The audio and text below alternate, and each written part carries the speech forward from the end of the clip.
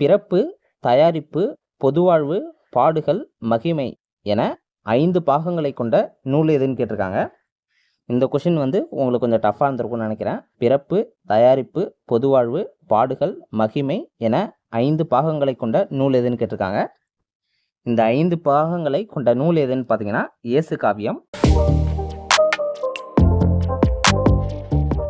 Hello friends, அனைவருக்கும் வணக்கம். இந்த வீடியோவில் பொதுத்தமிழ் ஃப்ரீ டெஸ்ட் பேட்சில் ஃபஸ்ட்டு டெஸ்ட்டுக்கான எக்ஸ்பிளேஷன் தான் பார்க்க போகிறோம். இது வரைக்கும் 2 டெஸ்ட்டு வந்து கம்ப்ளீட் பண்ணியிருக்கோம். அந்த 2 டெஸ்ட்டும் நீங்கள் கம்ப்ளீட் பண்ணலாம், மறக்காமல் கம்ப்ளீட் பண்ணிவிடுங்க. அதுக்கான கொஷின் பேப்பரும் ஆன்சர் கீயும் ஏற்கனவே நம்ம ஒரு வீடியோவில் கொடுத்துருக்கோம், செக் பண்ணி பார்த்துக்கோங்க. அடுத்து 3வது டெஸ்ட் என்றைக்குன்னு பார்த்தீங்கன்னா 28ஆம் தேதி வந்து 3வது டெஸ்ட் இருக்குது. அதுக்கான வேர் டு ஸ்டடியும் சிலபஸும் நம்ம ஏற்கனவே கொடுத்தாச்சு, எல்லாமே ஏற்கனவே வீடியோ போட்டாச்சு. இன்னும் பார்க்காதவங்க அதை பார்த்து தெரிஞ்சுக்கோங்க, டெஸ்ட்டுக்கும் ரெடி ஆயிருங்க. இந்த வீடியோவில் ஃபஸ்ட்டு டெஸ்ட்டுக்கான எக்ஸ்பிளேஷன் தான் பார்க்க போகிறோம். ஃபஸ்ட்டு டெஸ்ட்டில் ஃபஸ்ட்டு ஒரு 4 டாபிக் வந்து டெஸ்ட்டுன்னு சொல்லியிருந்தோம். அதுலேருந்து ஒரு 50 கொஷின் வந்து எடுத்திருந்தோம். அந்த 50 கொஷினை தான் இந்த வீடியோவில் பார்க்க போகிறோம். இதில் ஃபஸ்ட்டு கொஷின் என்ன கேட்டிருக்காங்க பாருங்கள்.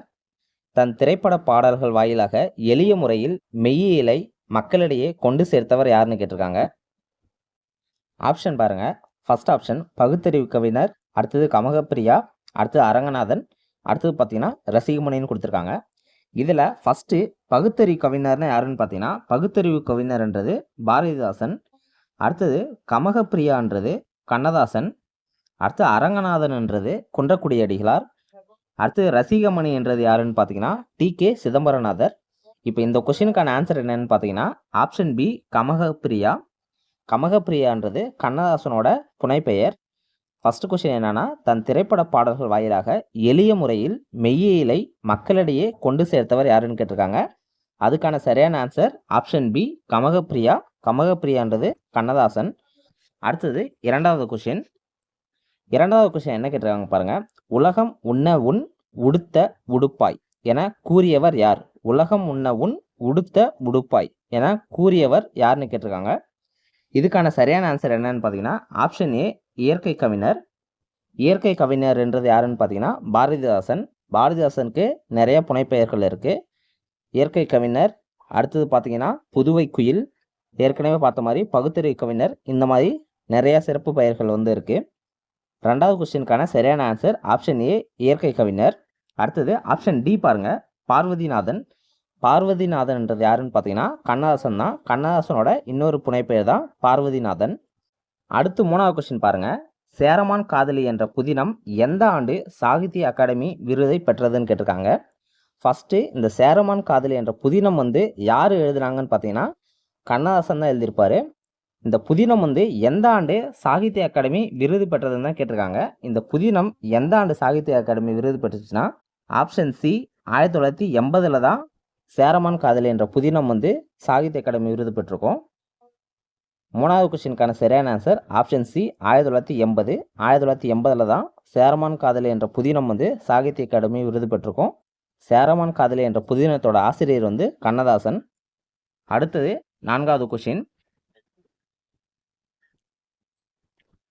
4வது கொஸ்டின் என்ன கேட்டிருக்காங்கன்னா 1946ஆம் ஆண்டு தமிழில் முதலாக அமைதி என்னும் தலைப்பில் உரையாடல் இல்லாத மௌன நாடகம் யாரால் எழுதப்பட்டதுன்னு கேட்டிருக்காங்க. 1946 தமிழில் ஃபஸ்ட்டு அமைதி என்னும் தலைப்பில் உரையாடல் இல்லாத மௌன நாடகமாக யார் எழுதுனாங்கன்னு கேட்டிருக்காங்க. இதுக்கான சரியான ஆன்சர் என்னன்னு பார்த்தீங்கன்னா ஆப்ஷன் சி பாவேந்தர். பாரதிதாசன் தான் 1946 அமைதி என்னும் தலைப்பில் வந்து ஒரு மௌன நாடகம் வந்து எழுதியிருப்பார். அதில் வந்து உரையாடலே இருக்காது, அதனால தான் அதை மௌன நாடகம்னு சொல்கிறாங்க. 4வது கொஸ்டினுக்கான சரியான ஆன்சர் ஆப்ஷன் சி பாவேந்தர். அடுத்தது 5வது கொஸ்டின். சென்னை மாநில மேலவையின் உறுப்பினராகவும் அறநிலைத்துறையின் ஆணையராகவும் திகழ்ந்தவர் யாருன்னு கேட்டிருக்காங்க. இந்த கொஸ்டினுக்கான சரியான ஆன்சர் என்னன்னு பார்த்தீங்கன்னா ஆப்ஷன் சி ரசிகமணி. ரசிகமணி என்றது யாருன்னு பார்த்தீங்கன்னா டி.கே. சிதம்பரநாதர் தான். அவர் தான் சென்னை மாநில மேலவையின் உறுப்பினராகவும் அறநிலைத்துறை ஆணையராகவும் திகழ்ந்திருப்பார். 5வது கொஸ்டினுக்கான சரியான ஆன்சர் ஆப்ஷன் சி ரசிகமணி. இவரை பற்றி ஒரு சில பாயிண்ட்ஸ் மட்டும் பார்த்துடலாம், பின்னாடி கொஸ்டின்லையும் வச்சுருக்கோம், இருந்தாலும் இப்போ நான் சொல்கிறேன். இவர் வந்து என்ன பண்ணிருப்பாங்கன்னு பார்த்தீங்கன்னா வீக்லி ஞாயிற்றுக்கிழமை வந்து மாலை 5 மணிக்கு வந்து அவருடைய வீட்டில் வந்து வட்டத்தொட்டி என்ற இலக்கிய கூடத்தை வந்து நடத்தியிருப்பார். அதாவது வாரத்துக்கு ஞாயிற்றுக்கிழமை மட்டும் ஒரு மாலை 5 மணி போல் அவரோட வீட்டில் வட்டத்தொட்டி என்ற இலக்கிய கூட்டத்தை வந்து நடத்தியிருந்திருப்பார். அடுத்தது இவர் ஒரு சில நூல்களும் எழுதியிருக்காரு. இதய ஒளி, கம்பர் யார், கம்பர் தரும் காட்சிகள், அற்புத ரசம். அடுத்தது ஒரு 2 நூலுக்கு வந்து உரையும் எழுதியிருக்காரு. அது என்னன்னு பார்த்தீங்கன்னா முத்தொள்ளாயிரம், கம்பராமாயணம். முத்தொள்ளாயிரத்துக்கும் கம்பராமாயணத்துக்கும் உரை எழுதியிருக்காரு. இவருடைய நூல்கள் என்னன்னு பார்த்தீங்கன்னா இதய ஒளி, கம்பர் யார், கம்பர் தரும் காட்சிகள், அடுத்து பார்த்தீங்கன்னா அற்புத ரசம். இது எல்லாமே இவருடைய நூல்கள். அடுத்தது 6வது கொஸ்டின் பாருங்கள். 5வது கொஸ்டினுக்கான சரியான ஆன்சர் ஆப்ஷன் சி, ரசிகமணி. அடுத்தது 6வது கொஸ்டின். 6வது கொஸ்டின் என்ன கேட்டிருக்காங்கன்னா, தமது பேச்சாலும் எழுத்தாலும் இறைத்தொண்டும் சமூகத்தொண்டும் இலக்கியத்தொண்டும் ஆற்றியவர் யாருன்னு கேட்டிருக்காங்க. தன்னோட பேச்சாலையும் எழுத்தாலையும் இறைத்தொண்டு, சமூகத்தொண்டு, இலக்கியத்தொண்டு இது 3ஐயும் ஆற்றியவர் யாருன்னு பார்த்தீங்கன்னா ஆப்ஷன் சியில் இருக்கிற அரங்கநாதன் என்ற இயற்பெயர் கொண்ட குன்றக்குடி அடிகளார் தான் இந்த தொண்டுகளை வந்து ஆற்றியிருந்திருப்பார். 6வது கொஸ்டினுக்கான சரியான ஆன்சர் ஆப்ஷன் சி, குன்றக்குடி அடிகளார். இவரை பற்றி பின்னாடி நம்ம நிறைய கொஸ்டின் வச்சுருக்கோம். அந்த கொஸ்டின்லேயே இவரை பற்றின பாயிண்ட்ஸ் எல்லாமே உங்களுக்கு கவர் ஆகிடும். அடுத்தது 7வது கொஸ்டின் பாருங்கள். 7வது கொஸ்டினில் என்ன கேட்டிருக்காங்கன்னா, பொருந்தாதவற்றை தேர்ந்தெடுக்கும்னு கேட்டிருக்காங்க. கொஸ்டின் நல்லா படிக்கணும். பொருந்தாதவற்றை தேர்ந்தெடுக்கும்னு கேட்டிருக்காங்க. ஆப்ஷனில் பாருங்கள், தென்றல், தமிழ் மலர், முல்லை, அருளோசை இது 4ம் கொடுத்துருக்காங்க. இதில் பொருந்தாதது என்னன்னு பார்க்கணும். இதில் பொருந்தாதது என்னன்னு பார்த்தீங்கன்னா ஆப்ஷன் டியில் இருக்கிற அருளோசை தான். அருளோசைன்றது குன்றக்குடி அடிகளாரோட இதழ். மீதி 3ம் யாரோட இதழ்னு பார்த்தீங்கன்னா கண்ணதாசனோட இதழ்கள். தென்றல், தமிழ் மலர், முல்லை இது 3மே கண்ணதாசனோட இதழ்கள். அடுத்தது ஆப்ஷன் டியில் இருக்கிற அருளோசைன்றது குன்றக்குடி அடிகளாரோட இதழ். குன்றக்குடி அடிகளார் வந்து 2 இதழ் வந்து எழுதியிருப்பார். ஒன்று அருளோசை, இன்னொன்று அறிக அறிவியல். அடுத்தது 8வது கொஸ்டின் பார்க்கலாம். 7வது கொஸ்டினுக்கான சரியான ஆன்சர் ஆப்ஷன் டி, அருளோசை. 8வது கொஸ்டின், குன்றக்குடி அடிகளாரின் காலத்தை தேர்ந்தெடுக்கும்னு கேட்டிருக்காங்க. குன்றக்குடி அடிகளாரோட காலம் என்னன்னு பார்த்தீங்கன்னா 1925லேருந்து 1955 வரைக்கும். அடுத்தது 9வது கொஸ்டின் பாருங்கள். கல்வி இல்லாத பெண்கள் கலர் நிலம் என்ற பாடல் வரிகள் குடும்ப விளக்கு என்ற நூலில் எந்த பகுதியில் உள்ளதுன்னு கேட்டிருக்காங்க. ஃபஸ்ட்டு குடும்ப விளக்கு என்ற நூலோட ஆசிரியர் யாருன்னு பார்த்தீங்கன்னா பாரதிதாசன்.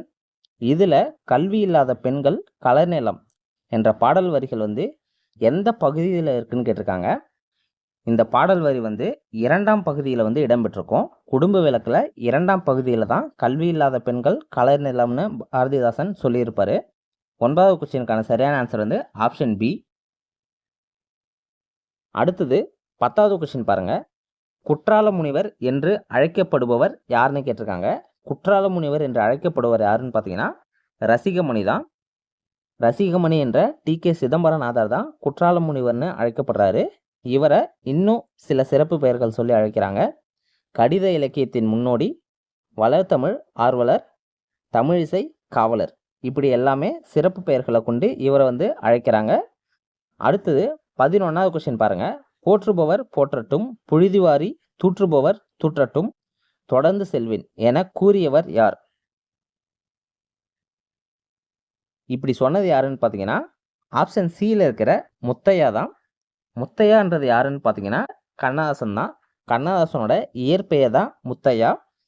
ஒருத்தரை பற்றி படிக்கும்போது அவரோட இயற்பெயர் என்ன, புனைப்பெயர் என்ன, சிறப்பு பெயர்கள் என்னன்னு கண்டிப்பாக நீங்கள் படிச்சிருக்கணும்.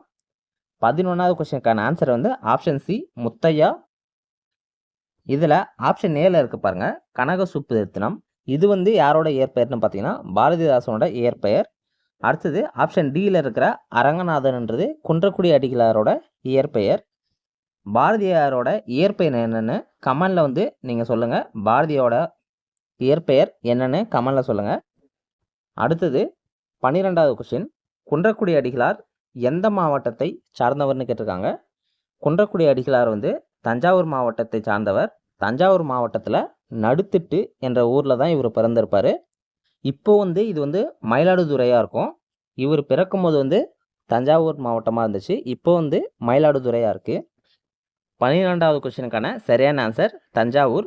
அடுத்தது 13வது கொஸ்டின். 13வது கொஸ்டின் என்ன கேட்டிருக்காங்க பாருங்க. அற்புத ரசம் என்ற நூலை எழுதியவர் யாருன்னு கேட்டிருக்காங்க. இது நம்ம ஏற்கனவே சொன்னது தான். அற்புத ரசம் என்ற நூலை எழுதியது வந்து ரசிகமணி. ரசிகமணி என்ற டி.கே. சிதம்பரநாதர். அடுத்தது 14வது கொஸ்டின். திருக்குறள் நெறியை பரப்புவதை தம் வாழ்நாள் கடமையாக கொண்டவர் யாருன்னு கேட்டிருக்காங்க. திருக்குறள் நெறியை பரப்புவதை தம் வாழ்நாள் கடமையாக கொண்டவர் யாருன்னு பார்த்தீங்கன்னா அரங்கநாதன் என்ற இயற்பெயர் கொண்ட குன்றக்குடி அடிகளார். 14வது கொஸ்டினுக்கான சரியான ஆன்சர் குன்றக்குடி அடிகளார். அடுத்தது 15வது கொஸ்டின். பிறப்பு, தயாரிப்பு, பொதுவாழ்வு, பாடுகள், மகிமை என 5 பாகங்களை கொண்ட நூல் எதுன்னு கேட்டிருக்காங்க. இந்த கொஸ்டின் வந்து உங்களுக்கு கொஞ்சம் டஃப்பாக இருந்திருக்கும்னு நினைக்கிறேன். பிறப்பு, தயாரிப்பு, பொதுவாழ்வு, பாடுகள், மகிமை என 5 பாகங்களை கொண்ட நூல் எதுன்னு கேட்டிருக்காங்க. இந்த 5 பாகங்களை கொண்ட நூல் எதுன்னு பார்த்தீங்கன்னா இயேசு காவியம். இயேசு காவியத்தோட ஆசிரியர் யாருன்னு பார்த்தீங்கன்னா கண்ணதாசன். இந்த ஆப்ஷனில் கொடுத்துருக்க மீதி 3தோட ஆசிரியரும் கண்ணதாசன் தான். சேரமான் காதலி, கள்ளக்குடி மகா காவியம், ராசதண்டனை. ராசதண்டனைன்றது ஒரு நாடகம். இந்த இயேசு காவியம் வந்து 5 பாகங்களை வந்து கொண்டு இருக்கும். அடுத்தது இதில் எத்தனை தலைப்பு இருக்குன்னு பார்த்தீங்கன்னா 49 தலைப்புகள் வந்து இருக்கும். இயேசு காவியம் வந்து 5 பாகங்களை கொண்டிருக்கும், 49 தலைப்புகளை வந்து கொண்டிருக்கும். இந்த இயேசு காவியன்றது அவர் எப்படி எழுதியிருப்பாங்கன்னு பார்த்தீங்கன்னா விவிலியத்தோட ஒரு பகுதியில் இருக்கிற இயேசு கிறிஸ்துவோட சிறப்புகளை சொல்கிற மாதிரி தான் இந்த காவியத்தை வந்து அவர் படைச்சிருந்திருப்பார். 15வது கொஸ்டினுக்கான ஆன்சர் வந்து ஆப்ஷன் சி இயேசு காவியம். அடுத்து 16வது கொஸ்டின். 16வது கொஸ்டின் என்ன கேட்டிருக்காங்கன்னா கீழ்கண்டவற்றில் சாகித்ய அகாடமி விருது பெற்ற நூல் எதுன்னு கேட்டிருக்காங்க. இதில் ஆப்ஷனில் கொடுத்துருக்குது எல்லாமே பாரதிதாசனோட நூல்கள் தான். குடும்ப விளக்கு, இருண்ட வீடு, அழகின் சிரிப்பு, பிசிராந்தையார். இதில் சாகித்ய அகாடமி விருது பெற்ற நூல் எதுன்னு பார்த்தீங்கன்னா பிசிராந்தையார் தான். பிசிராந்தையார் வந்து 1969 வந்து சாகித்ய அகாடமி விருது வந்து பெற்று வந்திருக்கும். அடுத்தது 17வது கொஸ்டின்.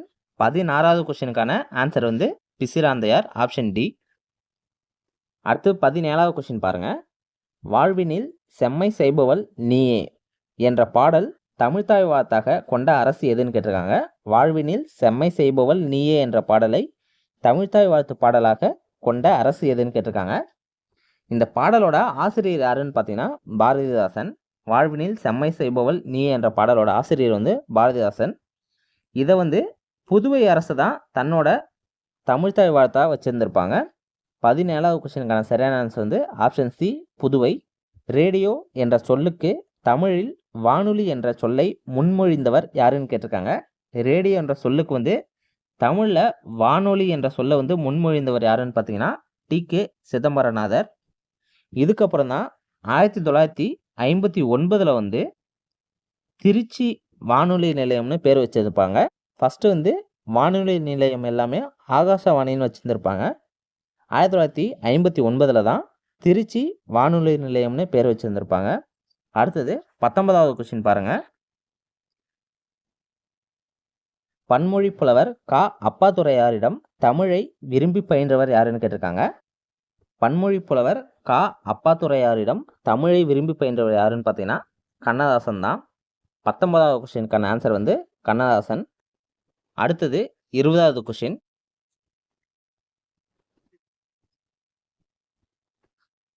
20வது கொஸ்டின் பாருங்கள். பொருந்தாதவற்றை தேர்ந்தெடுக்கும்னு கேட்டிருக்காங்க. இந்த 4 ஆப்ஷனில் எது பொருந்தாமல் இருக்குன்னு தேர்ந்தெடுக்கணும். ஆப்ஷனில் பாருங்கள். அறிக அறிவியல், நாயன்மார் அடிச்சுவட்டில், குறச்செல்வம், ஆலயங்கள், சமுதாயங்கள், மையங்கள்னு கொடுத்துருக்காங்க. இந்த 4ல் எது பொருந்தாமல் இருக்குன்னு பார்த்தீங்கன்னா ஆப்ஷன் ஏல இருக்கிற அறிக அறிவியல் தான். அதுக்கு என்ன காரணம்னு பார்த்தீங்கன்னா மீதி 3மே நூல்கள். இது எல்லாமே குன்றக்குடி அடிகளார் சார்ந்தது தான். நாயன்மார் அடிச்சுவட்டில், குறச்செல்வம், ஆலயங்கள், சமுதாயங்கள், மையங்கள் இது எல்லாமே குன்றக்குடி அடிகளாரோட நூல்கள். அறிக அறிவியல்ன்றது அவரோட இதழ். அதனால் இது மட்டும்தான் பொருந்தாமல் இருக்குது. குன்றக்குடி அடிகளார் வந்து 2 இதழ் எழுதியிருப்பார். ஒன்று அறிக அறிவியல், இன்னொன்று அருளோசை. 20வது கொஸ்டினுக்கான சரியான ஆன்சர் வந்து ஆப்ஷன் ஏ. அடுத்தது 21வது கொஸ்டின் பாருங்கள். கீழ்கண்ட கூற்றுக்கள் பின்வரும் யாரை குறிப்பிடுதுன்னு கேட்டிருக்காங்க. ஒரு 2 கூற்று கொடுத்துட்டு இந்த 2 கூற்று வந்து யாரை குறிப்பிடுதுன்னு கேட்டிருக்காங்க. ஃபஸ்ட்டு பாருங்கள். தமது இலக்கிய ரசிகத்தன்மையால் தமிழுக்கும் தமிழருக்கும் புத்துணர்வு ஊட்டியவர். அடுத்தது தமது இல்லத்தில் வட்டத்தொட்டி என்னும் பெயரில் இலக்கிய கூட்டங்களை நடத்தி வந்தவர். இதில் வட்டத்தொட்டின்னு வந்திருந்தாலே நீங்கள் ஆன்சரை கண்டுபிடிச்சிருப்பீங்க.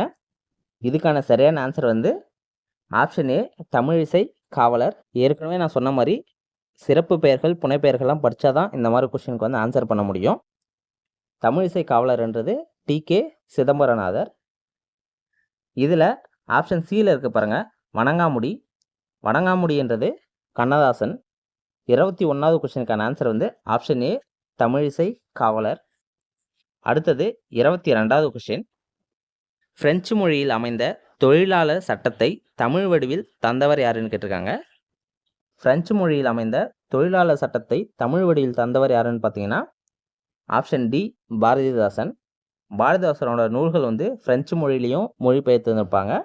இவரும் பிரெஞ்சு மொழியில் அமைந்த தொழிலாளர் சட்டத்தை வந்து தமிழ் வடிவில் தந்திருப்பார். 22வது கொஸ்டினுக்கான ஆன்சர் வந்து ஆப்ஷன் டி. அடுத்தது 23வது கொஸ்டின். புரட்சிக்கவி என்ற நூல் எந்த ஆண்டு எழுதப்பட்டதுன்னு கேட்டிருக்காங்க.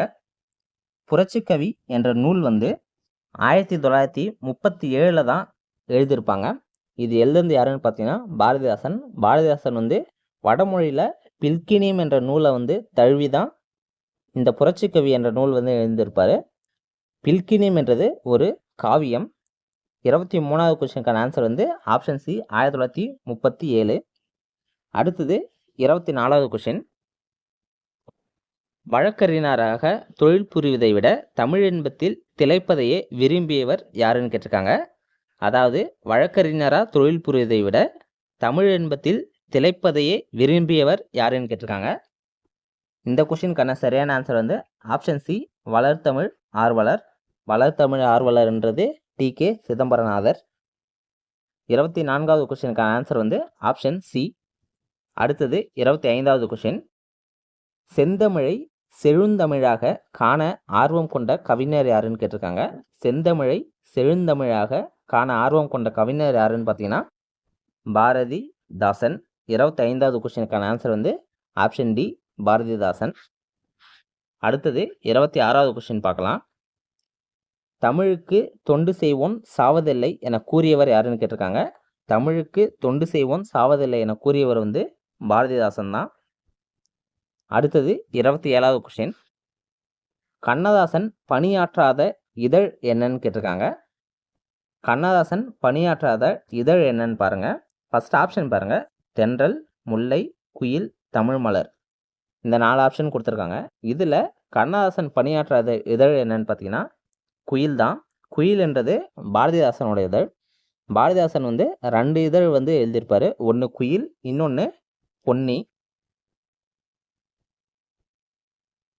பாரதிதாசன் வந்து 2 இதழ் எழுதியிருப்பாரு. ஒன்று குயில், இன்னொன்று வந்து பொன்னி. கண்ணதாசன் வந்து தென்றல், முல்லை, தமிழ் மலர் இப்படி இதழில் வந்து பணியாற்றி இருந்திருப்பாரு. 27வது கொஸ்டினுக்கான ஆன்சர் வந்து ஆப்ஷன் சி குயில். அடுத்தது 28வது கொஸ்டின். நதி வெள்ளம் காய்ந்து விட்டால் நதி செய்த குற்றமில்லை என்ற திரை இசை பாடலை இயற்றியவர் யாருன்னு கேட்டிருக்காங்க. இந்த பாடலை இயற்றியவர் யாருன்னு பார்த்தீங்கன்னா ஆப்ஷன் சி ஆரோக்கியசாமி. ஆரோக்கியசாமின்றது கண்ணதாசனோட புனைப்பெயர். இந்த கொஸ்டினுக்கான ஆன்சர் வந்து ஆப்ஷன் சி ஆரோக்கியசாமி. அடுத்து பாருங்க 29வது கொஸ்டின். கடித இலக்கியத்தின் முன்னோடி என்று அழைக்கப்படுபவர் யாருன்னு கேட்டிருக்காங்க. ஏற்கனவே நம்ம நிறையா சொல்லியிருந்தோம். கடித இலக்கியத்தின் முன்னோடி என்று அழைக்கப்படுபவர் வந்து ரசிகமணி என்ற டி.கே. சிதம்பரநாதர். அடுத்து பாருங்க, கம்பர் தரும் காட்சிகள் என்ற நூலை எழுதியவர் யாருன்னு கேட்டிருக்காங்க. இதுவும் நாம் ஏற்கனவே சொன்னதுதான். கம்பர் தரும் காட்சிகள், அற்புத ரசம் இந்த மாதிரி நூல்களில் எழுதுறது யாருன்னு பார்த்தீங்கன்னா ரசிகமணி. அடுத்து பாருங்க, கண்ணதாசன் அவர்களின் இயற்பெயர் என்னன்னு கேட்டிருக்காங்க. கண்ணதாசன் அவர்களோட இயற்பெயர் என்னன்னு பார்த்தீங்கன்னா முத்தையா. கண்ணதாசனோட புனைப்பெயர்லாம் நல்லா படித்து வச்சுக்கோங்க. கமகப்பிரியா, காரைமுத்து புலவர், வணங்காமுடி, ஆரோக்கியசாமி இந்த மாதிரி புனைப்பெயர்லாம் நல்லா படித்து வச்சுக்கோங்க. 31வது கொஸ்டினுக்கான ஆன்சர் வந்து ஆப்ஷன் சி முத்தையா. அடுத்தது 32வது கொஸ்டின் பாருங்க. தந்தை பெரியாரின் பகுத்தறிவு சிந்தனைகளை கவிதை வடிவில் தந்தவர் யாருன்னு கேட்டிருக்காங்க. தந்தை பெரியாரோட பகுத்தறிவு சிந்தனைகளை கவிதை வடிவில் தந்தவர் வந்து பாவேந்தர் பாரதிதாசன். அடுத்தது 33வது கொஸ்டின் பாருங்க. மொழி, இனம், குடியாட்சி உரிமைகள் ஆகியவை பற்றி தம் பாடல்களில் உறக்க வெளிப்படுத்தியவர் யாருன்னு கேட்டிருக்காங்க. இந்த கொஸ்டினுக்கான சரியான ஆன்சர் வந்து ஆப்ஷன் சி, பாரதிதாசன். அடுத்தது 34வது கொஸ்டின். 34வது கொஸ்டின் என்ன கேட்டிருக்காங்கன்னா, கீழ்கண்டவற்றில் யார் கம்பராமாயணம், முத்தொள்ளாயிரம் ஆகியவற்றுக்கு உரை எழுதியுள்ளார்னு கேட்டிருக்காங்க. ஏற்கனவே நம்ம சொன்னதான், கம்பராமாயணம், முத்தொள்ளாயிரத்துக்கு உரை எழுதியவர் யாருன்னு பார்த்தீங்கன்னா டி.கே. சிதம்பரநாதர். அடுத்தது 35வது கொஸ்டின். 35வது கொஸ்டின் பாருங்க. தமிழில் எல்லாம் உண்டு, தமிழின் கவிச்சுவைக்கு ஈடுமில்லை இணையுமில்லை, தமிழால் அறிவியல் மட்டுமன்று அனைத்து இயல்களையும் கற்க முடியும் என சான்றுகளுடன் எடுத்து சொன்னவர் பெருந்தகை யாருன்னு கேட்டிருக்காங்க. இப்படி சொன்னது யாருன்னு பார்த்தீங்கன்னா ரசிகமணி டி.கே. சிதம்பரநாதர். அடுத்து பாருங்க 36வது கொஸ்டின். மக்கள் பணியே இறைப்பணியாக எண்ணி தம் வாழ்நாள் முழுவதும் தொண்டு செய்தவர் யாருன்னு கேட்டிருக்காங்க. மக்கள் பணியே இறைப்பணியாக தம் வாழ்நாள் முழுவதும் தொண்டு செய்தவர் யாருன்னு பார்த்தீங்கன்னா குன்றக்குடி அடிகளார். அடுத்தது 37வது கொஸ்டின். எல்லாரும் எல்லாமும் பெற வேண்டும், இங்கு இல்லாமை இல்லாத நிலை வேண்டும் என கூறியவர் யாருன்னு கேட்டிருக்காங்க. இப்படி கூறியவர் யாருன்னு பார்த்தீங்கன்னா ஆப்ஷன் பி, கண்ணதாசன். அடுத்தது 38வது கொஸ்டின். திருச்சியில் உள்ள ஆன்மீக சமூக பணி ஆட்சி வருகின்ற கலைக்காவிரி நிறுவனத்தின் வேண்டுகோளுக்கிணங்க கண்ணதாசன் எந்த நூலை இயற்றினார்னு கேட்டிருக்காங்க. திருச்சியில் உள்ள ஆன்மீக சமூக பணியாற்றி வரும் கலை காவிரி என்ற நிறுவனத்தோட வேண்டுகோளுக்காக கண்ணதாசன் வந்து எந்த நூலை இயற்றினார்னு கேட்டிருக்காங்க. ஆப்ஷனில் கொடுத்துருக்குது எல்லாமே கண்ணதாசனோட நூல்கள் தான். இதில் கலைக்காவிரி என்ற நிறுவனத்தோட வேண்டுகோளோட இயற்றிய நூல் என்னன்னு பார்த்தீங்கன்னா இயேசு காவியம். இயேசு காவியம் தான் அந்த நிறுவனத்தோட வேண்டுகோளுக்கு இணங்க எழுதியிருந்திருப்பார். இயேசு காவியத்தை பற்றி ஏற்கனவே நம்ம சொல்லியிருந்தோம். இந்த இயேசு காவியத்தில் 5 பகுதிகள் இருக்குன்னு சொல்லியிருந்தோம். 49 தலைப்புகள் வந்து இருக்குன்னு சொல்லியிருந்தோம். அடுத்தது 39வது கொஸ்டின் பார்க்கலாம். 39வது கொஸ்டின் என்ன கேட்டிருக்காங்கன்னா, நாயன்மார் அடிச்சுவட்டில் என்ற நூலை எழுதியவர் யாருன்னு கேட்டிருக்காங்க. ஏற்கனவே நம்ம பார்த்துருக்கோம். நாயன்மார் அடிச்சுவட்டி என்ற நூலை எழுதியவர் யாருன்னு பார்த்தீங்கன்னா குன்றக்குடி அடிகளார். அடுத்தது 40வது கொஸ்டின். தமிழ்நாட்டு ரசூல் கம்சதேவ் என அழைக்கப்படுபவர் யாருன்னு கேட்டிருக்காங்க. தமிழ்நாட்டின் ரசூல் கம்சதேவ் என்று அழைக்கப்படுபவர் வந்து பாரதிதாசன். அடுத்தது 41வது கொஸ்டின். தமிழ்நாடு அரசு எந்த ஆண்டு பாரதிதாசன் அவர்களுடைய நூல்களை நாட்டுடைமை ஆக்கியதுன்னு கேட்டிருக்காங்க. இதுக்கு நிறைய பேர் வந்து 1991ன்னு சொல்கிறீங்க. இது வந்து தவறு. தமிழ்நாடு அரசு பாரதிதாசன் அவர்களுடைய நூல்களை வந்து 1990 தான் நாட்டுடைமை ஆக்கியிருப்பாங்க. உங்களுக்கு ஏதாச்சும் டவுட் இருந்துச்சுன்னா கூகுளில் போயிட்டு தமிழ்நாடு அரசு நாட்டுடைமை ஆக்கப்பட்ட நூல்கள்னு போடுங்க. எந்தெந்த ஆத்தரோட நூல்கள் வந்து எந்த ஆண்டு நாட்டுடைமை ஆக்கப்பட்டதுன்னு ஒரு லிஸ்ட்டு கொடுத்துருப்பாங்க. அதில் பார்த்தீங்கன்னா பாரதிதாசன் நூல்கள் வந்து 1990 தான் நாட்டுடைமை ஆக்கியிருப்பாங்கன்னு போட்டிருப்பாங்க. 41வது கொஸ்டினுக்கான ஆன்சர் வந்து ஆப்ஷன் ஏ. 1990 தான் பாரதிதாசன் அவர்களுடைய நூல்கள் வந்து தமிழ்நாடு அரசு நாட்டுடைமை ஆக்கியிருப்பாங்க. அடுத்து பாருங்க 42வது கொஸ்டின். இதய ஒளி, கம்பர் யார் ஆகிய நூல்களை இயற்றிய ஆசிரியரின் பெயரை குறிப்பிடுன்னு கேட்டிருக்காங்க. இதய ஒளி, கம்பர் யார், இந்த நூல்களோட ஆசிரியர் வந்து ரசிகமணி. ரசிகமணி என்ற டி.கே. சிதம்பரநாதர். ஏற்கனவே இதெல்லாம் பார்த்தது தான். அடுத்தது பாரதிதாசன் பிறந்த ஆண்டு என்னன்னு கேட்டிருக்காங்க. பாரதிதாசன் பிறந்த ஆண்டு என்னன்னு பார்த்தீங்கன்னா 29/4/1891 தான் பாரதிதாசன் அவர்கள் வந்து பிறந்திருப்பார். 29/4/1891. இவரோட இறப்பு என்னைக்குன்னு பார்த்தீங்கன்னா 21/4/1964. 21/4/1964 தான் பாரதிதாசன் வந்து இயற்கை எழுதியிருப்பார். அடுத்தது 44வது கொஸ்டின். பின்வரும் யாருடைய நூல்கள் பிரெஞ்சு மொழியில் மொழிபெயர்க்கப்பட்டுள்ளதுன்னு கேட்டிருக்காங்க. ஏற்கனவே சொல்லியிருந்தோம், பிரெஞ்சு மொழியில் பாரதிதாசன் அவர்களோட நூல்கள் தான் மொழிபெயர்த்திருப்பாங்கன்னு. 44வது கொஸ்டினுக்கான ஆன்சர் வந்து ஆப்ஷன் சி பாரதிதாசன். அடுத்தது 45 பாருங்க. சமைப்பது தாழ்வா இன்பம் சமைக்கின்றவர் சமையல் செய்வார் என்ற பாடல் வரிகள் இடம்பெற்ற நூல் எதுன்னு கேட்டிருக்காங்க. இந்த பாடல் வரி இடம்பெற்ற நூல் என்னன்னு பார்த்தீங்கன்னா குடும்ப விளக்கு. குடும்ப விளக்கோட ஆசிரியர் வந்து பாரதிதாசன். இந்த ஆப்ஷனில் கொடுத்துருக்கிற அழகின் சிரிப்பு, பாண்டியன் பரிசு, தமிழ் இயக்கம் இது எல்லாமே பாரதிதாசன் அவர்களோட நூல்கள் தான். இந்த குடும்ப விளக்குன்றது வந்து 5 பகுதிகளாக இருக்கும், அது நல்லா பார்த்துக்கோங்க. 45வது கொஸ்டினுக்கான ஆன்சர் வந்து குடும்ப விளக்கு. அடுத்தது 46வது கொஸ்டின் பாருங்க. கண்ணதாசன் அவர்களின் காலம் என்னன்னு கேட்டிருக்காங்க. கண்ணதாசன் அவர்களோட காலம் என்னன்னு பார்த்தீங்கன்னா 1927லேருந்து 1981. ஆப்ஷன் ஏல இருக்குது பாருங்கள். 1927லேருந்து 1981 தான் கண்ணதாசன் அவர்களோட காலம். அடுத்தது 47வது கொஸ்டின் பாருங்கள். கண்ணதாசன் எந்த ஆண்டு கலங்காதிருமணமே என்ற பாடலை எழுதி திரைப்பட பாடலாசிரியர் ஆனார்னு கேட்டிருக்காங்க. இதுக்கான சரியான ஆன்சர் வந்து 1949. 1949 தான் கலங்காதிருமணம் என்ற பாடலை எழுதி திரைப்பட பாடல் ஆசிரியர் ஆயிருப்பார். அடுத்தது 48வது கொஸ்டின் பாருங்க. ரசிகமணி டி.கே. சிதம்பரநாதர் அவர்களின் காலம் என்னன்னு கேட்டிருக்காங்க. ரசிகமணி டி.கே. சிதம்பரநாதரோட காலம் என்னன்னு பார்த்தீங்கன்னா 1882லேருந்து 1954 வரைக்கும். 48வது கொஸ்டினுக்கான ஆன்சர் வந்து 1882 முதல் 1954. அடுத்தது 49வது கொஸ்டின் பாருங்க. கற்ற பெண்ணின் குடும்பமே பல்கலைக்கழகமாக மிளிரும் என்பதை காட்டும் நூல் எதுன்னு கேட்டிருக்காங்க. கற்ற பெண்ணின் குடும்பமே பல்கலைக்கழகமாக மிளிரும் என்பதை காட்டும் நூல் என்னன்னு பார்த்தீங்கன்னா குடும்ப விளக்கு தான். குடும்ப விளக்கு வந்து பாரதிதாசன் எழுதுந்து.